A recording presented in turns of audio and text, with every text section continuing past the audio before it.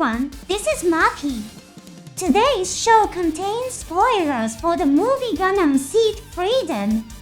We recommend those who want to watch the movie without prior information to skip this program. Luna Maria Hawk is a popular character who appeared in Sea Destiny. She is an ace pilot who wears the red military uniform of the Zaft forces, and in the movie she participates in Campus. She is sometimes described by fans as not good at shooting.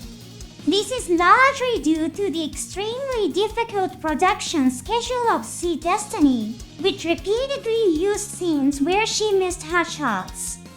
However, there are also scenes where she hits her targets accurately. In the movie, there are crucial scenes where she successfully snipes. Let's analyze the Gundam she is flying today.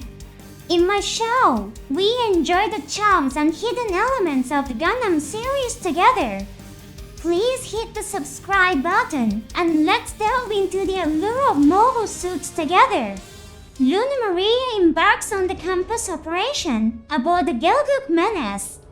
Midway through the story, Kira Yamato falls into an enemy trap, and the campus frontline forces are decimated. Luna Maria's Gelgook Menace snipes a nuclear missile approaching the Foundation Kingdom.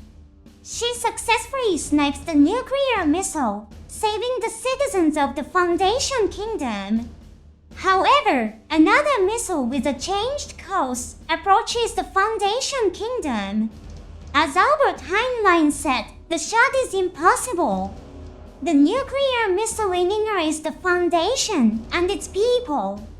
Luna Maria is shocked to find that her lover, Shinasa, is missing. An alarm rings in Luna Maria's ears as she sleeps in the officers' quarters of the battleship Millennium. Toxic gas detected aboard. All crew must evacuate immediately. The figure that appears before the confused Luna Maria is Shinasa, who is presumed dead. The surviving crew members of the Archangel have evidence of the Foundation's inhumane operations and plan to challenge them. To this end, an operation to hijack the battleship Millennium has been carried out. Alexei Konove, the captain of the Millennium, accepts them and decides to fight together. The people of Campus are looking for forces to challenge the Foundation. Obselica Simmons secretly provides them with modified mobile suits. The Strike Freedom Gundam Type 2, Destiny Gundam Spec 2 and Impulse Gundam Spec 2 appear before Cure and the others. The Impulse Gundam Spec 2 is equipped with the latest type of battery. Due to the replacement with a new type of battery, the color of the variable phase shift armor changes. The Force Impulse keeps a hue close to the traditional colors. The Sword Impulse becomes all red. The Blast Impulse becomes mostly dark gray and green. In the design stage of the Impulse Gundam, there was a form known as the Abyss Impulse. The Abyss Impulse was designed to achieve resistance to water pressure by unifying the color of the variable phase shift armor over the entire body, thus equalizing the strengths of the armor. It is possible that the Impulse Gundam Spec 2, with its new battery, can unify the strengths of the armor to suit each form. For example, the traditional Sword Impulse had many white areas on its armor, resulting in different armor strengths on different parts. Uniform strength throughout the armor could allow for more daring melee combat. In the movie, the Impulse Gundam Spec 2 is launched from the battleship Millennium in its mobile suit form, unlike the launch from Maneuver, where it was not launched in its co-Splendor form. According to the released model kit specifications, the co-Splendor will also be used in the Spec 2. It seems that it will be possible to choose whether to launch in mobile suit form or co-Splendor form, depending on the situation. The ability to recharge energy via the deuterium beam is also continued. It is possible to recharge from the deuterium beam transmitter installed on the Destiny Gundam Spec 2, allowing for quick energy replenishment on the battlefield. Scenes in which the deuterium beam is received show the Destiny Gundam and the Impulse Gundam holding hands, which many fans thought symbolized the bond between Luna Maria and Shin. It reminded me of the scene where Shining Gundam and Burning Gundam join hands, a moment that evoked the bond between the protagonist Doman Cashew and the heroine Wei Mikawa. The most significant feature of the Impulse Gundam Spec 2 is the change in the operation of the silhouette system. Traditionally, the silhouette system required the pilot to request the launch of a silhouette from the battleship operator, who would then launch the silhouette. During the design phase of the Impulse Gundam, there was a prompt for the pilot to control the silhouette through the Dragoon system, which would allow for immediate equipment changes according to the battlefield situation. A special part, called the Dragoon Flyer, was designed for this purpose. This indicates that the Zaft forces expected the Impulse Gundam to fulfill the role of a mobile suit capable of handling any situation independently, much like the Freedom Gundam. Kite Madigan, who appears in the Astray series, has described this as an unrealistic plan. However, in the movie, 3 silhouette flyers are launched at the same time as the Impulse Gundam Spec 2. Luna Maria first chooses the Blast Impulse form, which uses artillery to deal with approaching enemies and battleships. When hand-to-hand combat with mobile suits begins, she switches to Sword Impulse. Finally, she switches to Force Silhouette for the final battle. It is unclear if the silhouette flyers are controlled by the Dragoon system.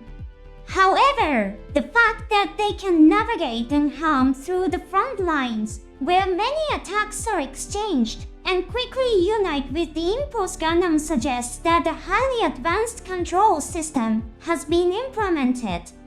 Kite Madigan is a person with extremely high skills as a mobile suit pilot.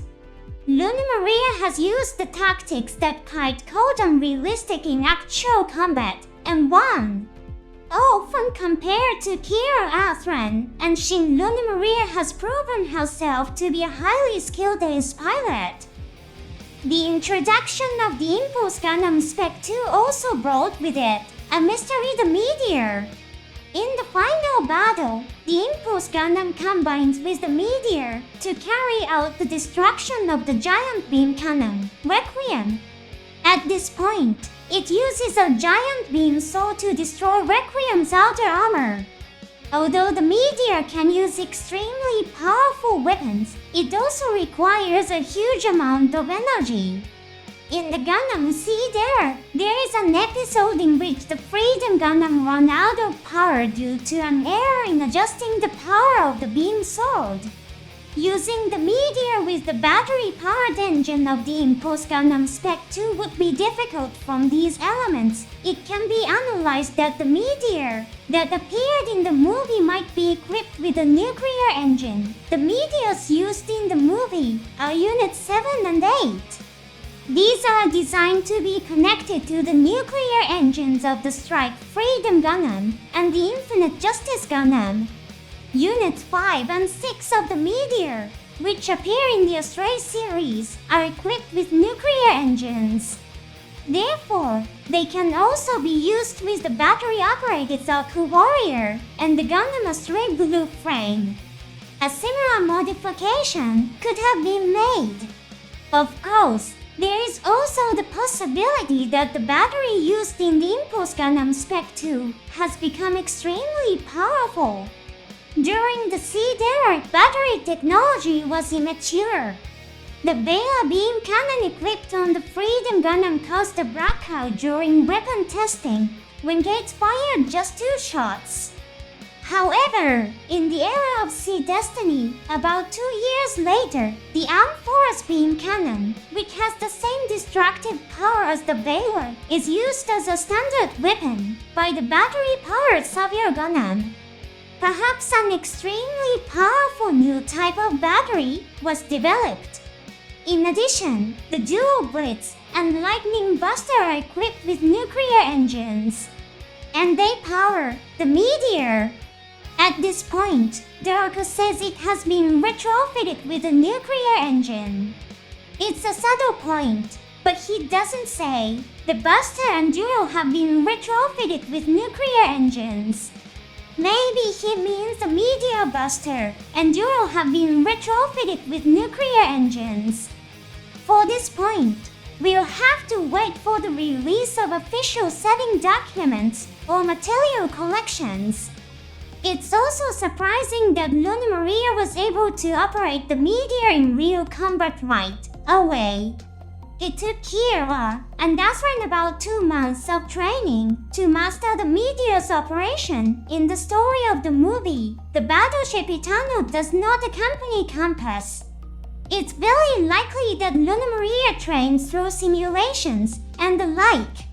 Also, Luna Maria gets the Meteor that Darko used. At this point, Darko says Luna Maria used the Meteor. There is an opinion among fans that Luna Maria admires Darko. This is based on the story that was published as a small piece in the magazine Monthly Nudie. There is an episode where Luna Maria and Mei Rin, after seeing Darko in very stylish clothes, amicably express their desire to be assigned to the unit Darko is in. Eventually, speculation arose that Luna Maria admires Darko, which is why she pilots the Gunner Zaku Warrior, which is equipped similarly to the Buster Gundam. In the movie, Darko gives the Meteor to Luna Maria. It's a scene that shows trust in Luna Maria, who is entrusted with the Meteor, a unit that can significantly change the course of battle. The setting of the previous works and the relationships between the characters are centered around the Impulse Gundam Spec, too. It's a crucial mobile suit for the movie Gundam Seed Freedom, which aims to entertain fans with various elements. Let's meet again in the next program.